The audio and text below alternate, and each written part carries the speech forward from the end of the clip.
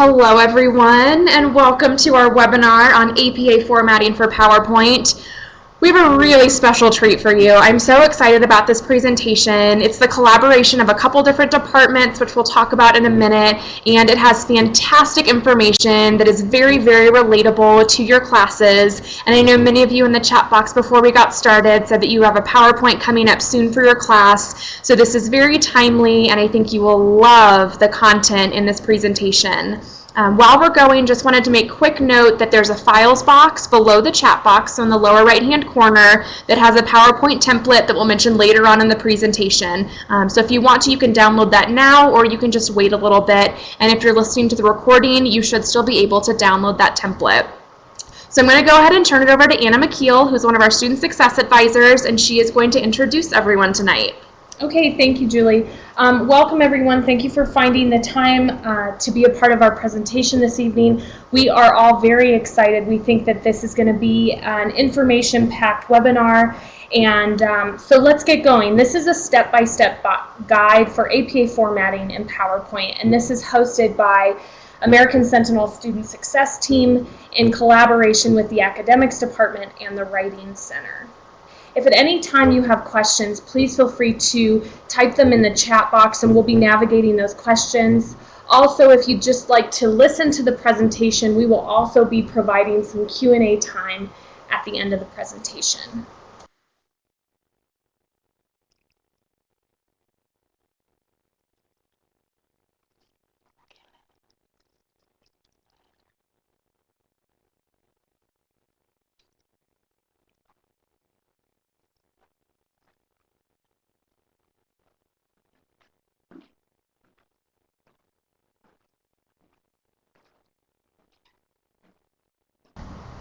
Okay, we're back.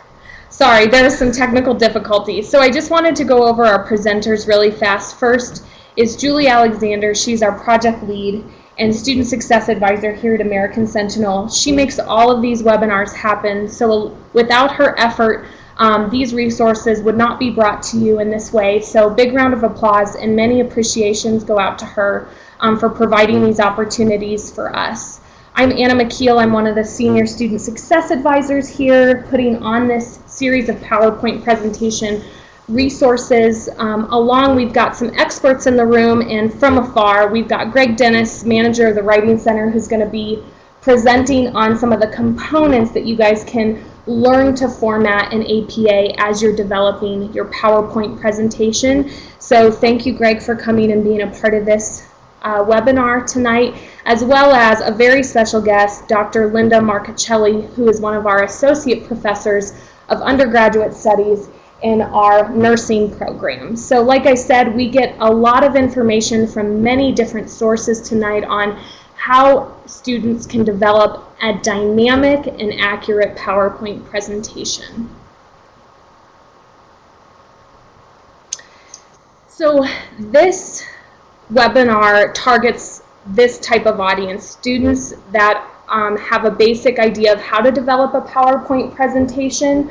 And if you're not quite up to speed on your PowerPoint basics, the first series of this webinar was PowerPoint Basics, getting you into a beginner status and an intermediate status. So you can click these hyperlinks in order to access those archived webinars to sort of brush up on your skills. And you can also access those through the Student Center Continuing Students webinar archives. And then this PowerPoint is designed and developed for students wanting to prepare for upcoming assignments that require a PowerPoint presentation and would like to know how to accurately do that in APA format. So this is who we're really targeting in this presentation. Like I said, if you're not quite brushed up on your PowerPoint basics, please stick around. There's a ton of information that you can still learn as we kind of go through these things. What you're going to learn tonight are learning outcomes, and what you should be able to take away is how to format a presentation in APA style. Learn how to format the specific components of a PowerPoint presentation that are applicable to your academics. Organize a PowerPoint from start to finish in APA. Effectively design and develop a PowerPoint that really makes your professor go, wow, they've really nailed this. And lastly, to hear a professor perspective on what they're really looking for in the classroom in order to maximize points on that PowerPoint assignment. So without further ado, I'd like to hand it over to Greg Dennis, who is our manager for the Writing Center.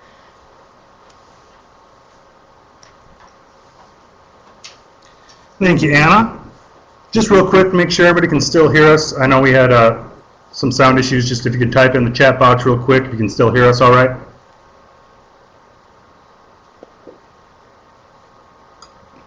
Perfect, and away we go. Well, good evening to everyone. Thank you for taking time to come and watch the webinar, experience this with us. Before we get to our keynote speaker, Dr. Marticelli, you're going to have to put up with hearing from me a little bit, just because anytime we discuss APA, you're sure to hear this funny voice. So I'm going to just go over some of the formatting issues of it. Thought we had covered all this before, and I really thought we had it down, and then I had some people come up and say, what about PowerPoint? And I said, well, why didn't I think about that? So I'm glad this is brought up. I'm glad we can bring this forward to you just to help you out, because I know there are several classes that do have assignments that do work with PowerPoint slides, PowerPoint presentations, and you're going to have to use APA in those just like you have to do with everything else. We have quite a few slides to go through. Like I said, I'm going to try to go through mine quick. However, if you do have questions, go ahead. I'm going to try to catch them, pop up in the chat box if you ever do have questions. But we're also going to set aside time later on in the presentation here that you can ask those, and we can address those in a little bit more of an open format. So, without further ado, first things first, don't overthink it. APA, it seems like every time that we address it when I'm working with students in the Writing Center, they panic, get a little bit nervous about what goes where, that word plagiarism gets thrown around, and so first I just want to say, don't overthink it. We're going to go through a few little key rules or steps, little points that I want to make to you before we get started off with some of the formatting. First of all, number one, I just want to show you to treat your PowerPoint presentation as though it's a written assignment. What I mean by that is if you take a look at a quote here in Microsoft Word, it might be a little bit small, but if you have it zoomed up, you might be able to see it. And you see the same quote over in PowerPoint, you're going to see it's the same quote. It's cited the same way. It's a direct short quote. It's got the author, year, page number. It's just in a different program. One's in Word, one's in PowerPoint. So I'm trying to just re-emphasize that consider a page in Microsoft Word or an idea that you're trying to present through a paragraph equals a slide in PowerPoint. So a lot of the formatting that you're going to see that you'll do in your written assignments, you're still going to do here in PowerPoint. We're still on don't overthink it. But number two, remember, and this one I promise I'm not making up, the APA publication manual does not have a standard or a set of rules for PowerPoint. That might seem like a surprise, but I'm sure some of you are already looked in your APA style guide. You may have looked online. It doesn't address that. I actually took a quote from the APA style site itself on a blog that they have an open forum questions. This is the quotation that they give. Basically, they're saying the APA publication manual does not address things like PowerPoint slides because its primary purpose is providing guidelines for writers submitting to scholarly journals. Most often, you're not going to be submitting PowerPoints. You're going to be submitting manuscripts and papers, and so that's why a lot of times you can't find these resources that directly relate to your PowerPoint presentations. And so we got to work around a little bit with that. But remember, as we're going through this, there's not a set standard. If you feel like you're not following an exact rule, you're going to be okay. As long as you're following what you normally do with written assignments, we're going to be fine over here on PowerPoint. We're still on don't overthink it. I'm not letting it up just yet. Number three, cite normally and use your guides. So how are you citing your written assignments? Whatever you use to help you with those in-text citations and the reference guides, we're going to be using here in your PowerPoint presentations. Some of these guides that you may use, and I hope that you do use, number one, we require the APA style guide, aka the publication manual. That is required for the first course and on. I highly recommend it if you don't have it, just because it is the go-to. That's the list of rules right from the horse's mouth, as they say. We try our best, and we base everything off of the American Sentinel Writing Center's resources off of that guide. However, it's not as comprehensive as that 6th edition guide. We want to make it more of a quick go-to referral but it's still there, and there's a link right there for anybody who hasn't used that here today in the webinar. Check that out. When we get this PowerPoint up and running later, you can always click on this live link. I wouldn't do so now just because it'll pop up a new window for you. Get a clutter on your desktop. And then also, I'm sure some people use other resources. You know, there's other online sites such as ours. I know Purdue OWL is one you'll hear a lot. That's kind of the granddaddy of them all. A lot of people refer to that. There's other books, there's other things you can find. Any of them are going to be good. Make sure you're trying to use the most up-to-date one, though. That's pretty big there. So we are going to start looking, first of all, at quotes that you're going to be using inside of your PowerPoint presentations. I just went with the long and short of it because we're going to be looking at long and short quotes. We're going to work with short quotes here. I just pulled that up. I spent like a half an hour coming up with that, actually. So when we're looking at short quotes, we're going to first talk about parenthetical or in-text citations. We're going to look at some examples, and this is just as easy as it has been in any of your written assignments. You get your direct quote, quotations around the phrase or the sentences that you're using, and at the end, in parentheses, you can include author's last name, the year, and the page number. We highly recommend it if you can find it. Obviously, we know how to work with that. We'll not include that page number, but when you can find it, do include that. Just as a regular in-text citation for a short quote, you can also preview a quotation saying, Johnson, in parentheses, 2013, said, and then give the quote, and it again in parentheses with a page number. If you were to have a list of bullets, and all of them were quotes, you'd simply just include the citation as you would any short quote at the end of each bullet, if they came from different sources like we have in here. So I know a lot of people get a little bit worried that it seems like it's overkill with all the citations, but you have to do it. Better be safe than sorry when it comes to citations. Right here we just have a list of 3. They're a little bit ridiculous, but I was quickly trying to do something that wasn't too serious here tonight. I know it's kind of late here for some of our students on the East Coast. So the short quotes are pretty easy. The long quotes, they get a little more difficult. And the main reason is, as we see as we go along, long quotes, we typically block them off.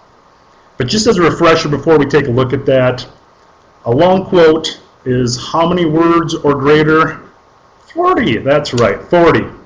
So 40 words or longer is going to constitute having to block off a quote.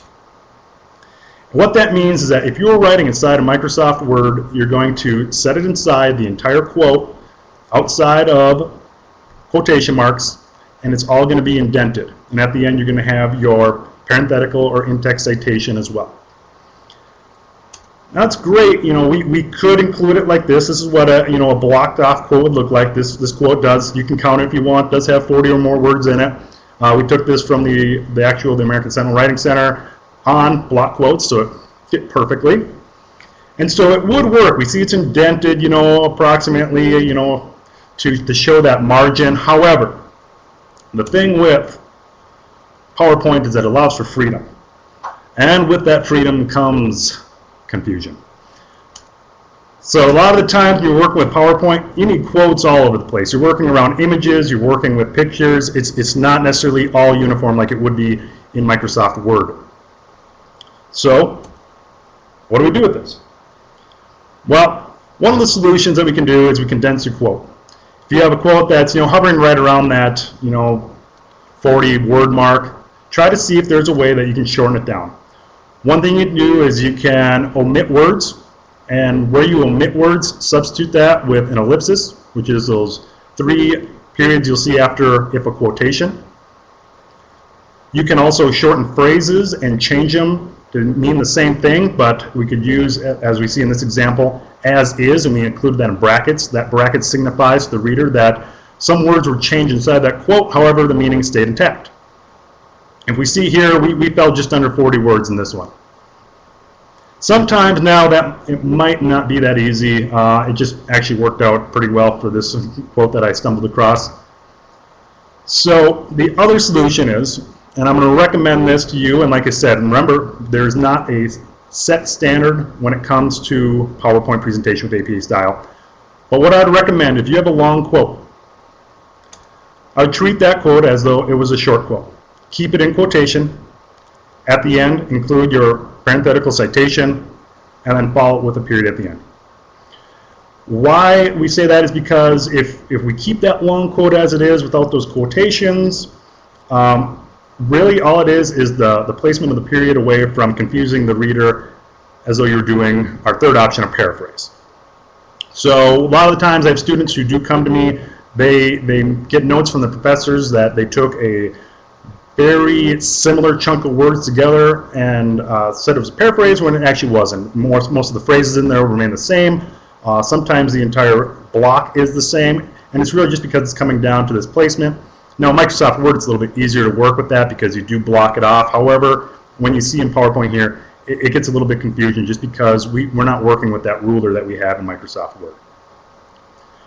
That's going to lead us over into paraphrases. And so we're going to take a brief look at paraphrases here, just because this is, I'm starting to find just an area that does require a little bit more attention, as I just briefly touched upon.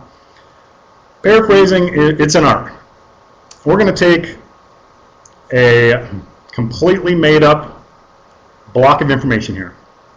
And we're going to assume that we use this from an article that was written by an author whose last name was Jones, and it was published in 2014. Now, if we have this, an example of incorrect paraphrase, if you were trying to shorten it down or trying to prove to the reader, I read it, but I just want to give it in my own words. Incorrect paraphrasing would be simply omitting words or changing a few words within that block of information that you borrowed or you cited. So right here you'll see at the end, we omitted some words there, like we just shortened it to Harvard University. We changed some words later down from extrinsic factors to external factors. We had a huge chunk missing as far as the examples that were involved in this quote. The quote was dealing with a study that Harvard had done that proved that instead of internal factors such as personal, like as motivation or intelligence, it is in fact external factors that lead to dropout rates in universities, something that we work with here. So right now, if you were using this paraphrase, you would get a note from the professor, more than likely, that too much is similar. Instead, what you'd want to do with this is you would want to either do what we showed before with ellipses and brackets, changing the quote, or just direct quoting or blocking it off as a long quote.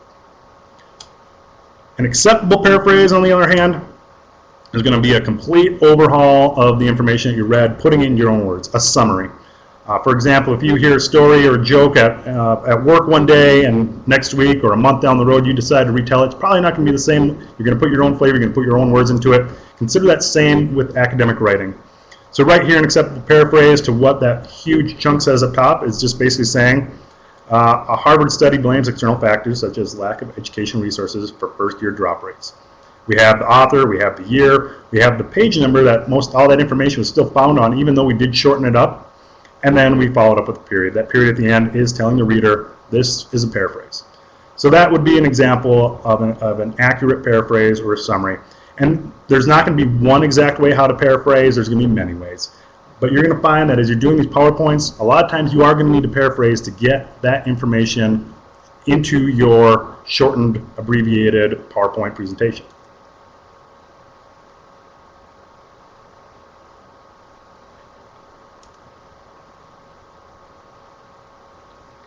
All right.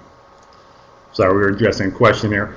But before we get further on into with Dr. Marchicelli, got a couple more slides. One of the things that you're going to work with often, we're moving away from the quotations, long, short paraphrases, and we're going to be looking at one of the common things that you're going to include inside of your APA PowerPoint presentation. That's going to be working with figures or graphics.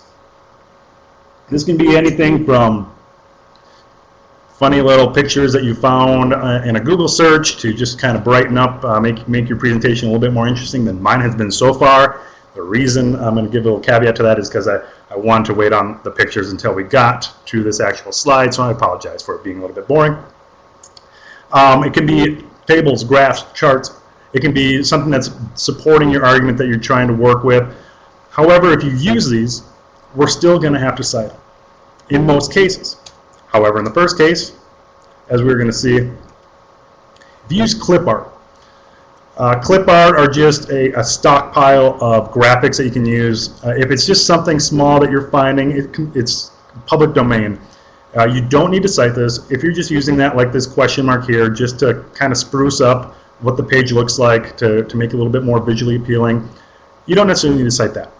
However, if you use an actual image that is credited to somebody, for example, here we have an aerial shot of the University of Minnesota Medical Campus. I use University of Minnesota because I attended there, and I just was partial. So if you don't credit this, basically you're telling the reader that you took that picture. And if I had somebody show me that picture, I'd say, that's kind of ridiculous. You don't have a helicopter. Come on. So instead, we got to give a little note underneath the picture saying, this is from somewhere else, and here's where I got it from. To do so, starting with the first figure that you do address in your presentation, you're going to want to label that as the figure 1. You're going to want to label that as the name of the picture or the image that you found it as. A lot of times you'll see when you find these images that they'll be assigned a name. If you can't find one, find a short abbreviated name that you can assign to that picture. And then if you'll see here, we have the University of Minnesota 2012, underline it. If you click on that, that'll actually bring you, I did hyperlink that to the source where I did find it from. You can do that. That's not required. You will want to have this, though, on a reference page. We're always going to have all the reference material at the end of a PowerPoint presentation. So that same URL site, along with the citation that you use for an image that we'll cover later on the reference page, we're going to include there inside that link. Moving on, sometimes you may resort to a table or graph. A lot of our students are nursing students, work in the medical field, so a lot of times, graph data, table data is going to be very relevant in what you're discussing. If you can ever find data like this, you can certainly use it. Make sure you're giving it credit. If we're going to continue with this pattern of assigning the figure 2 in this case, the title of this graph was named RN Certifications Graph, and we found this, I believe it was a children's hospital out of Charlotte, I do believe. If you clicked on that, I also hyperlinked that author's name and the year. I'm not going to try to pronounce that last name, but it's hyperlinked there, so if a reader wanted to see where did they get this graph from, they can follow your trail of breadcrumbs to find it. One important note, though, I could almost create a presentation just on how to use tables and graphs. We don't necessarily have the time here in this webinar tonight. However, I do stress, if you are going to be using these, whether it's in manuscripts, your written assignments, or if you're going to be using them in PowerPoints, do refer to Chapter 5 in your APA Style Guide, because it does give you different information on how you can elaborate, create notes on data or a chart that they're looking at, also how to all the proper citations for different situations you may encounter. It's a little bit more in-depth, so we don't necessarily need to worry about that now, but if you do want to find that, if you get to that point, Chapter 5 in the 6th edition guide. The last thing that we did want to touch on here before I hand it over to Dr. Marcuccelli is personal communication. A lot of the times students are going to be conducting interviews. Keeping up with the citations of images, we'll see down the bottom right, we have a mock interview going on. That was the name of the image, so we include it here. But just because this is used a lot, and that's why I highlighted interviews here, there are certain ways on how we can cite personal communication, such as interviews inside of manuscripts and PowerPoint presentations alike. This is information on how to do these citations taken from the American Sentinel Writing Center itself. I did use the proper citation techniques I've been talking about because it seemed to be a little hypocritical of me if I didn't do so. So we'll see here that when citing personal communication, we're still going to use the author date method instead of the author's name, using the person that you were interviewing. And you're going to also see one little added feature is that when you include the name after it, you're going to include the note, personal communication. That's signifying to the reader that this took place in an interview or an email or whatever it may have been. One note to make on this, though, is that personal communication cannot be necessarily tracked down unless you're recording all of them or you're keeping transcripts, which most people don't do. but it did happen. You do have this information, so you wrote it down on a notebook and you want to use it, you can still use it, but you can use an in-text citation using how we just showed here. However, on a reference page, you're not going to be using that just because there's no way for the reader to actually track that information down. Just so you know that, and you can see that again in the Writing Center or in the APA 6th edition guide. We are going to, do we want to pause for a little bit here for questions? Or? Yeah, so this would be a good time before we sort of switch gears and hand it over to Dr. Marcuccelli. Do we have any questions about the information that has been presented thus far?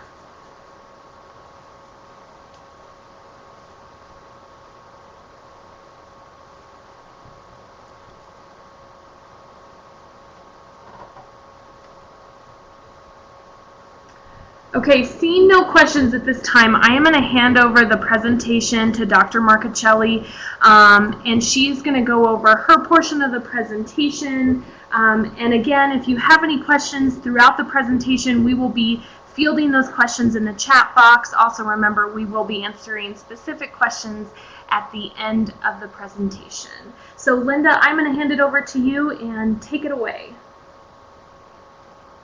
Thank you very much. First of all, I want to make sure that everyone can hear me. Yes, yes, excellent, excellent. Thank you very much for that continuous, continuous wonderful kudos, Anna and Dennis. And Dennis, you did a very, very fine presentation, excellent information, very relevant. And I do want to reiterate to everyone that it is very important that when you do your APA PowerPoint presentation, you treat it as an assignment, okay? So just like Dennis said, you want to keep it simple. That is very, very important. When you, as I present, I want you to think of it this way, all right? When you look at your PowerPoint presentation, I want you to look at it and think, is this something that would be really awesome and really cool for me, you know, to take a look at? All right, what I mean by that is, do you want to sit there and you go, oh God, this is such a boring PowerPoint presentation. How am I going to get through this?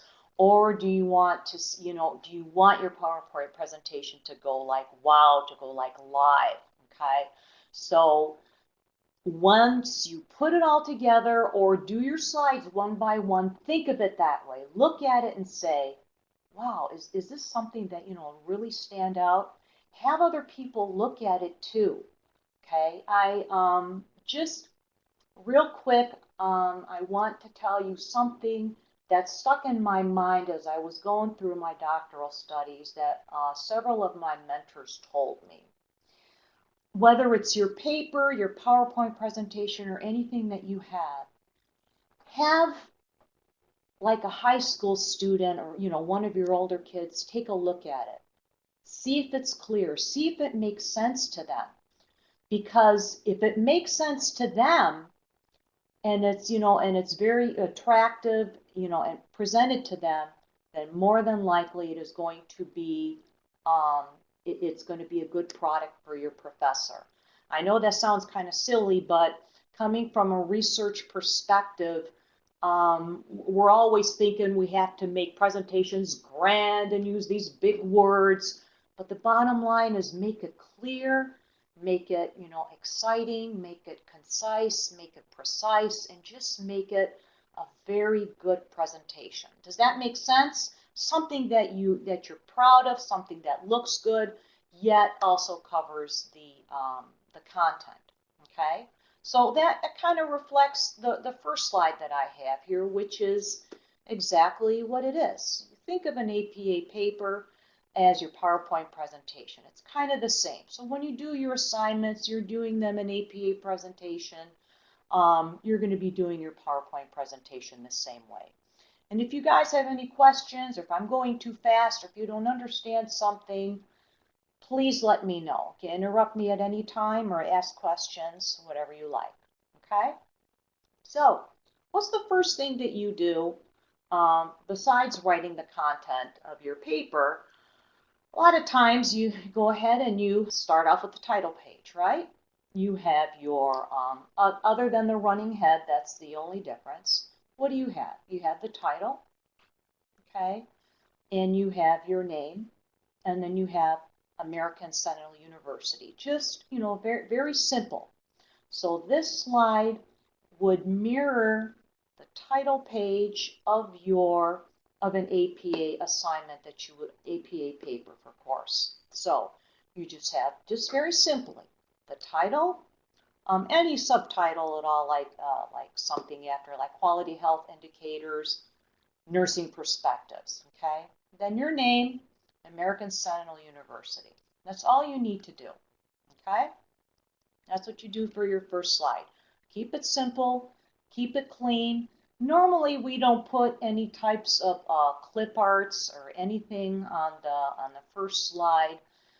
Sometimes if we do a presentation, a research presentation, you may put your university logo there, okay? But generally speaking, this is all you need, okay?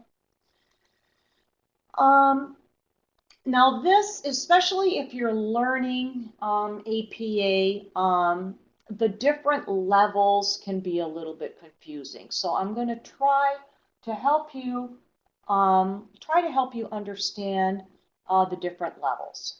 Okay, so we have level 1. Level 1 is normally centered, boldface, uppercase and lowercase settings. Exactly the way you see it right there. Now this level 1 heading is not the heading that is placed on the title page. On the title page for your APA paper, it is just regular, not bold, okay? But when you start talking about the different contents of your paper, this is when you would use the level 1 headings. For example, your rubrics, okay? Say your rubric says, develop a problem statement and hypothesis. That would be a level 1 heading because that is a particular subject that you are going to be speaking about, okay? Now, what if there's something that you want to speak about related to problem statement and hypothesis? It's still within that realm, but it's a different category. So then you would do a level 2. Say you want to specifically talk about the hypothesis. That would be, the statement would be left align, boldface, uppercase, and lowercase heading. Specifically as you see this right in front of you. So the way I set this up is exactly the way you would do the levels. Level 1 like that. Level 2 is left align, boldface. Notice there's no period there. So say you want to talk a little bit more about the hypothesis and how you developed it. You would go to a level 3. See how it's indented? 0.5, boldface, lowercase heading with a period. And you would begin the body text right after the period. So you see where I start begin, you're actually going to be typing right after there. Okay? So level 4, say you want to talk a little bit more specific about the hypothesis. Then this would be indented, bold-faced, italicized, lowercase heading with a period. And you see right after that period, you start typing right afterwards. Normally for your papers, you probably would not get any more past than a level 4. Okay? The level 4 and the level 5 can be used for when Dennis was talking about, like maybe direct quotes and things like that. But the level 5 is usually really specified. So I normally don't see a level 5 until we get into like dissertations or capstones and things like that. So for all intents and purposes, more than likely you're going to be using level 1, possibly to level 4. Okay, so more than likely you're going to be using level 1, 2, and 3 for your PowerPoint presentations. Does that make sense, or did I confuse everyone? This takes time. Okay, It takes a lot of time and a lot of practice. And oftentimes, what I tell my students is, and this is very important as well, I don't care what level you're at. I don't care if you're at the master's. I don't care if you're at the master's or at the doctoral level. If you do not understand and you still need help, please email your instructor. If you don't hear from your instructor, contact your SSA, dentist. But it's very, very important to keep open the lines of communication. I cannot reiterate that enough. APA is already difficult as it is. Doing these levels is very difficult as well, especially when you're getting used to it. So we're here to help you. So if you have any questions, or if you want to know, hey, am I formatting this the right way? Just shoot us an email. That's what we're here for. Okay? All right. So here we go. This is a slide, okay, that has all the different levels in it. The first level 1, quality indicators. And then maybe you want to define quality. So you have quality defined. That's level 2. Remember I said it's a subset of the title. Maybe you want to talk about the concepts of quality. It's similar, but it's still a level 2. It's another concept of quality. So then you want to talk about health and well-being. Those are sub-concepts of the concepts of quality. So those are level 3. And then you get in, so then you start developing case studies, which is a level 4. And maybe you want to talk about the analysis of the case study. So that's a level 5. So you see, this is the way you would actually bold your PowerPoint presentation. This is exactly how you would do the levels. And I would definitely keep this on your desktop, because this will help you develop your PowerPoint presentations. Like, oh, okay, this is a great visual of how I do the levels. Okay, so remember, the heading levels 2. I have this incorrect. Oh, here we go. Yeah, the levels 2 are indented 0.5, and then you indent an additional 0.5 for the level 3 and 4 and 5. Does that make sense? I see Vicki is typing something. Okay, so keep this with you, because this is how you're going to be doing the different levels for whatever topic you're going to be talking about. This is very, very important. Okay? And I can go back anytime. I'm just going to go through the presentation here. Now we're going to get into some specific examples of how you're going to format your slides in APA format. Okay, so here we go. Are we using the same font size for levels 1 through 4? That is a very, very good question. Normally, what we do is, let me go back to the other slide here. That's a good question. It depends on how much information you have. Thank you for your question, Vicki. As Dennis was saying,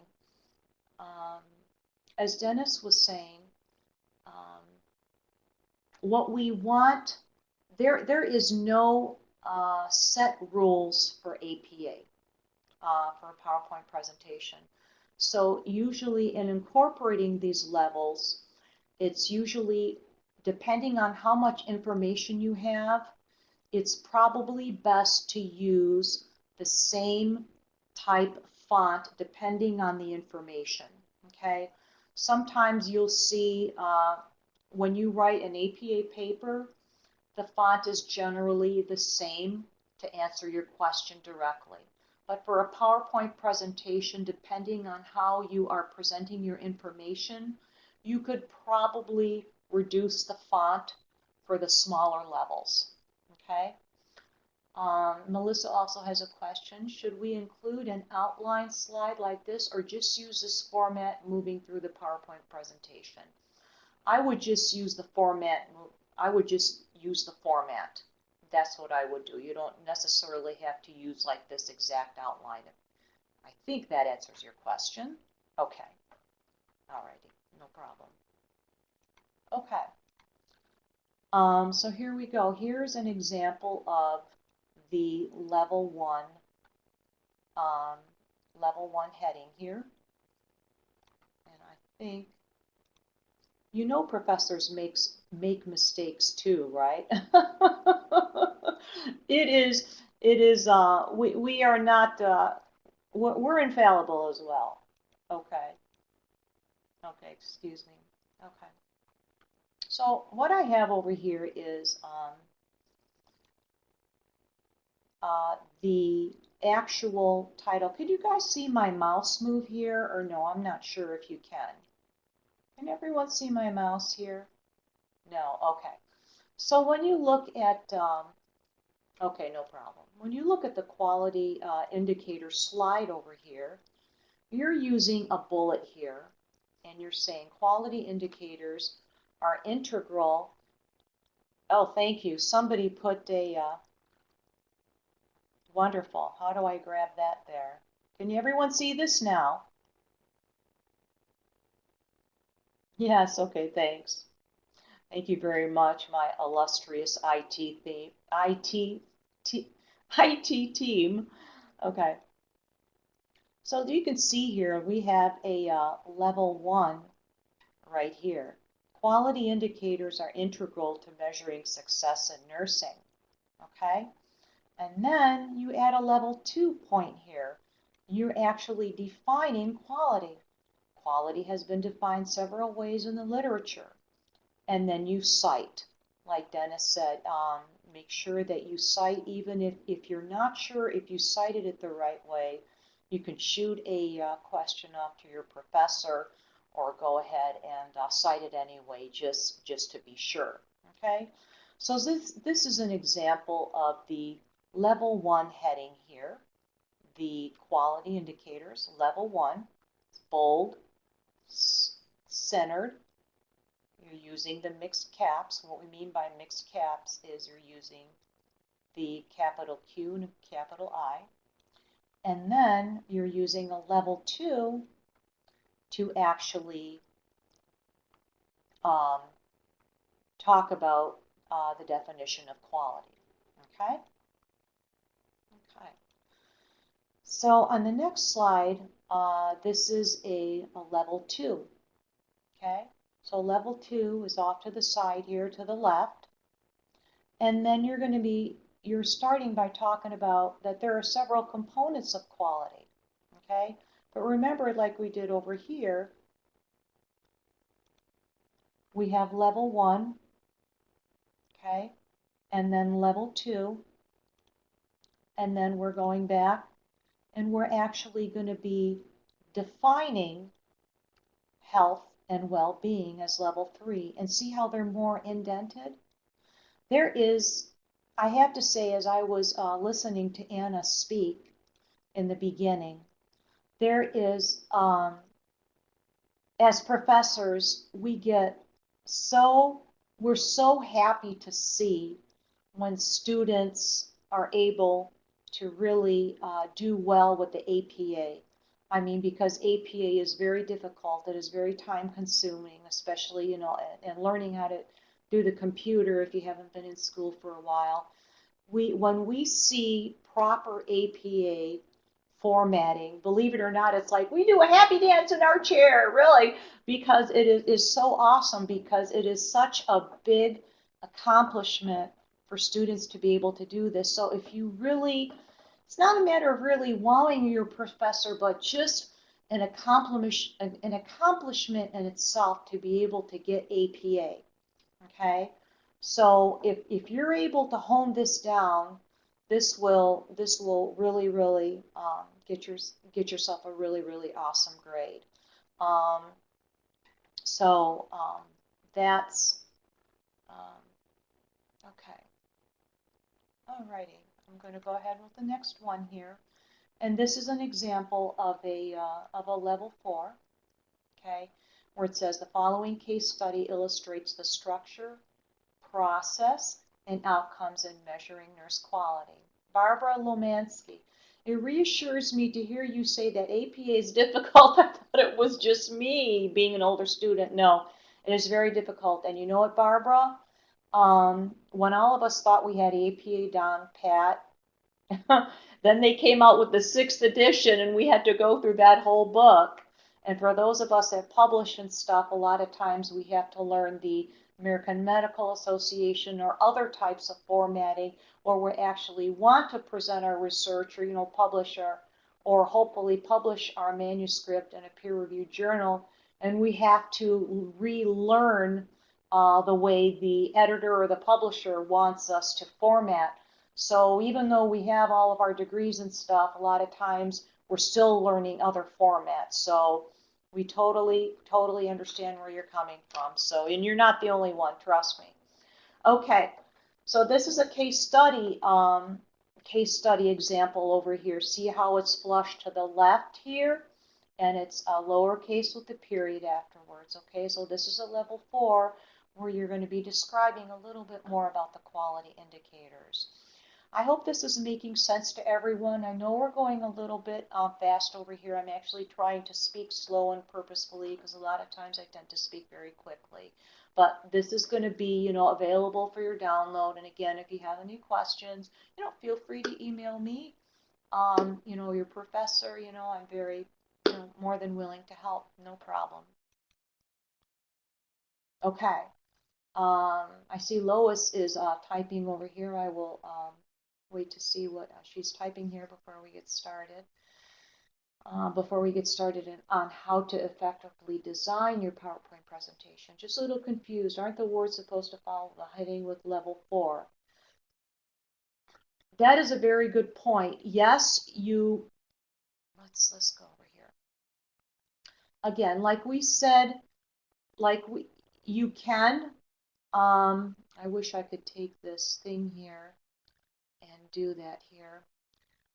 More than likely, you may not be at this level. What you can do, Lois, is that you can take the title and put it here, and then you can put case studies, period, and then start right afterwards. Yes, you can do that. Absolutely. No problem. Oh, you're welcome. Again, I keep on reiterating that there's, not a set standard, but thank you for catching that as you can do that. Absolutely. No problem. Okay. Drum roll, please. This is the exciting stuff. How you can actually develop a PowerPoint presentation that will be that will hit the information, the content that will not only look great, but just drive your point home without making it look so busy. Which I should have done for this presentation is I should have done a comparison contrast slide. Whereas sometimes you sit in a presentation and you look at these slides and it's filled from head to toe with all this information and you don't know, it's like, oh gosh, what do I look at? You want to make it look really good but have good information on it. So, what we're going to do is, Julie, let's see. Yeah. I'm wondering maybe if we can provide the American Sentinel branded template. I'm not sure where the students can get that. Box in the lower right hand corner. I'm putting directions in the chat box, so it's actually here already so they can access it. Wonderful. Okay. So, you can use this or you can go on Microsoft Office, but try not to choose a lot of the really, really busy ones because you want the focus to be on your content. So when you take a look at this Power presentation, you'll see how I have the larger font. You'll see how I have just visually appealing clip art, just to kind of, drive your point home, okay? That is probably one of the most important things to remember. Make it very simple. Make it very, like Dennis said in the beginning, don't overthink it. Just make it simple, just salient points. Make sure the content is there without overdoing it, okay? So, again, to reiterate what Dennis said, you want to keep it simple. Avoid using those whole paragraphs. Um, Use the bold italics for the APA headings and avoid underlining as it can clutter presentations. That's very important too. And then use your images and your clip art very sparingly. So when you take a look at this slide, okay, it's neat. It's not cluttered. It's very simple, just my little goat over there, just hanging out over there, just to make it very simple. So you want to keep that in mind. That's very, very important, okay? Again, use 32-point font for titles. I wouldn't use no less than a 12-point font for the body of your slides, okay? Again, it just depends. You can use a 32-point font for your slides and anywhere from 28 to 20 for the actual body, okay? And this is very important. Use only one font style. You start mixing and matching, it's going to be very confusing. It's not going to look professional, and you want it to look very, very crisp. You want it to look very, very clean, okay? And don't use a lot of colors too. Think of, contrast. Dark backgrounds, light text. Light backgrounds, dark text. If you have to use different colors, use them very, very sparingly. Okay, one color for the title, one for the bullets, one for the text is appropriate. Okay, so you just want to be very, very careful with colors. I mean, just imagine if you sit there and you look at a PowerPoint presentation with all these different colors, your eyes are going to be rolling, and your professor's going to go, wow, you know what I mean? So just make sure you just keep it consistent, okay?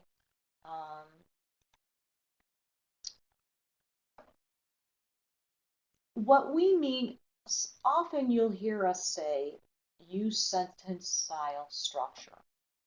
Sentence style structure is exactly what you see right here. It's a mix of upper and lower case lettering, and it makes the PowerPoint presentation easier to read, okay?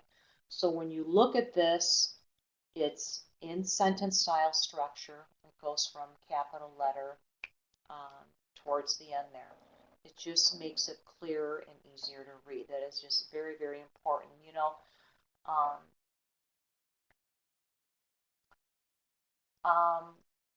I have to say this from a grant reviewing perspective, even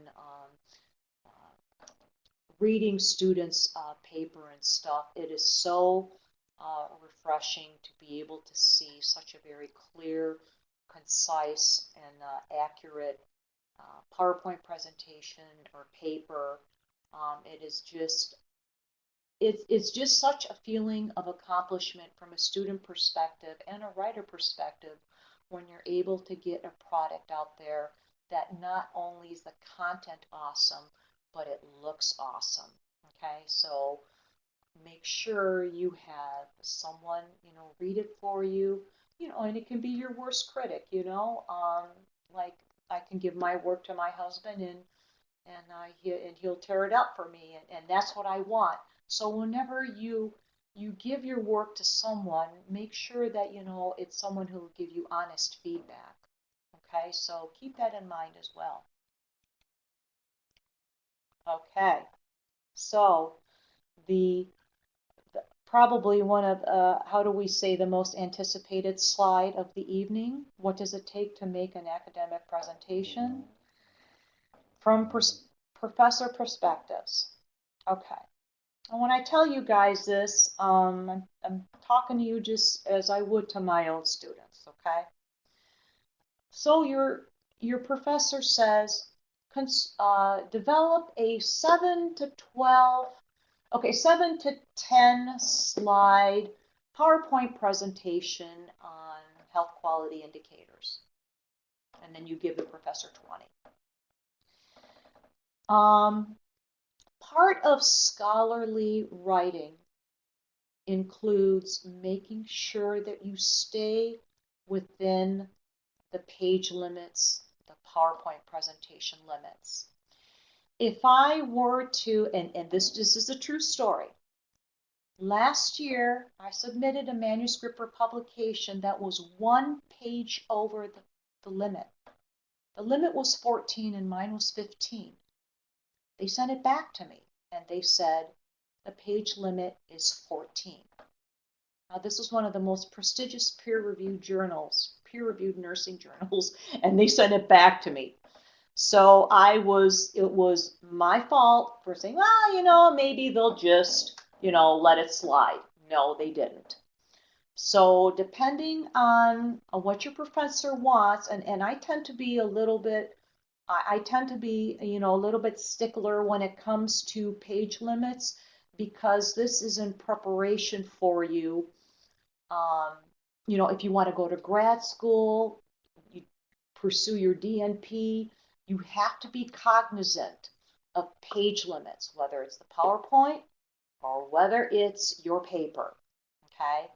Now, I don't mean to scare you guys, I'm just saying, just talk to your professor to always keep the lines of communication open with your professor. Just say if it's a page or two longer, is that okay?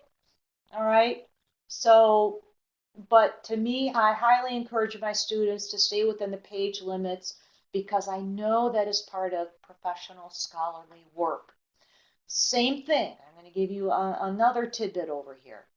We're incorporating VoiceThread in like an assignment or two for our courses. And if it says present a 3-minute, VoiceThread presentation on keep it within 3 minutes. That is very, very important. Another true story. I know it's getting late here, but another true story.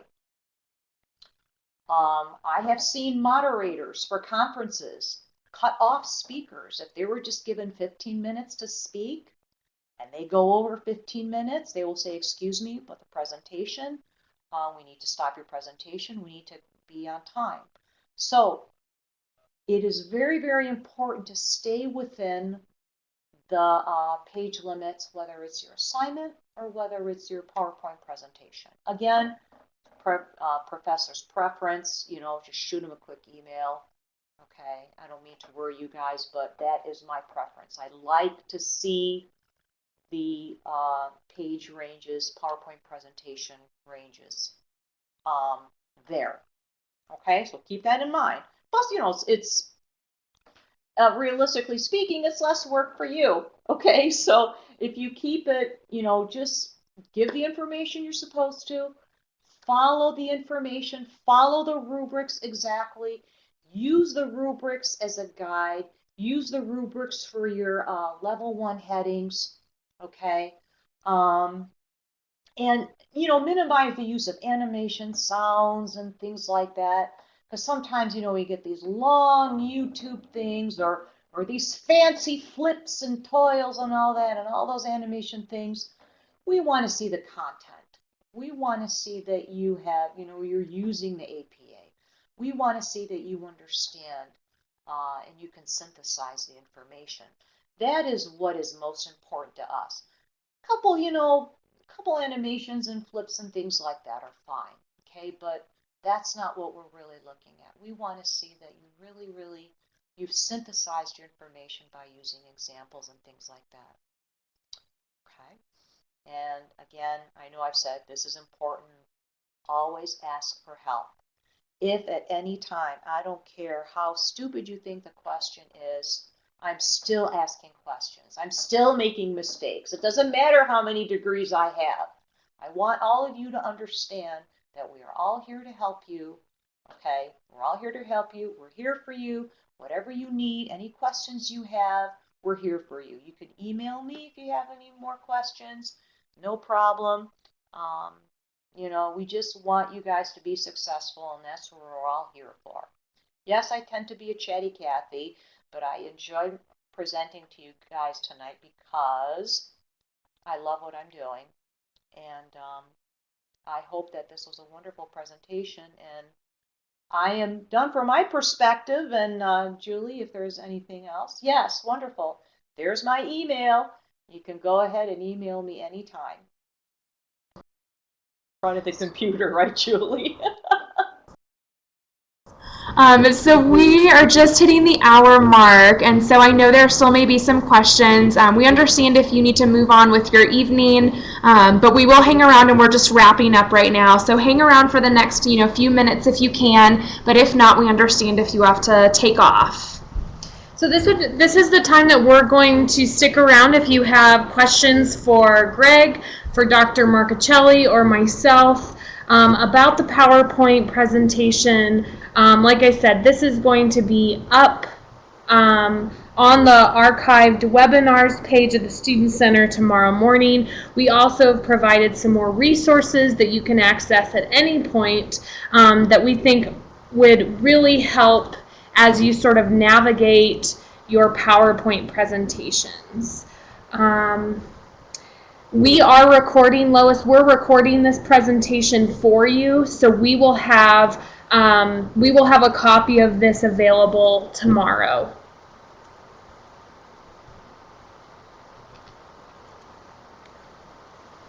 We also just added, so in the files box where you could download the template for PowerPoint, I put the slides from this presentation. So you can select, it's just PowerPoint_APA, and download the file, and so you can get the slides from this presentation in addition to viewing the recording in the Moodle archives. Dr. Marcuccelli, can you jump in here and answer Melissa's question about level 1 headings? Yes, let me see. Typically in my APA papers, I don't go beyond a level 1.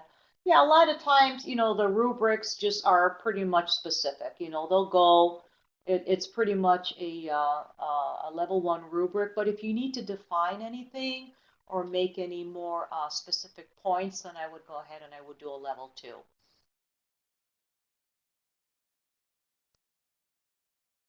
No problem, Melissa, you're welcome. Yeah, typically, like I said, you'll see the levels, especially the levels, 3 and beyond pretty much, when you start doing dissertation work, capstone, manuscripts, and things like that. Research proposals. Oh, thank you, Gail. Yes, and I just realized I kept on calling Greg Dennis all night, so I'm sorry. Oh, goodness. Really fine. So I want to go over the resources page right here really fast. Of course, we have the APA 6th edition publication manual. We also provided the apastyle.org website where we retrieved a lot of this information from, and it's also a really good online publication and resource that you can access at any point. Using our virtual librarian is very, very helpful as far as the resources we'd like to see in your APA presentations along with your academic writing. So please refer to the virtual librarian for any help, as they are a wonderful resource and they love helping our students. We get great feedback when they get to be a part of this community as well. Designing an effective PowerPoint presentation, quick guide through Purdue OWL is also available to you. And like Greg said, they are kind of like the granddaddy of all APA and writing, so they're awesome to always keep in your back pocket. And then also we have a couple Create Your First Presentation retrieved from Microsoft Office. And we've also done 2 PowerPoint presentations on how to develop and design an effective PowerPoint presentation. So please access all of these resources, along with, if you have any specific questions, you can always email the Writing Center at writing.center@americansentinel.edu. So if there are no other questions, we're going to hang out here for just a couple other minutes, but we will bid everyone a very wonderful night. Thank you for your time. Thank you for participating. Thank you to all of our presenters. It was one of our best webinars, and it's because of the expert information that we were provided by Dr. Marcuccelli and Greg Dennis. So thank you very much for attending and making this a special occasion and an informative webinar.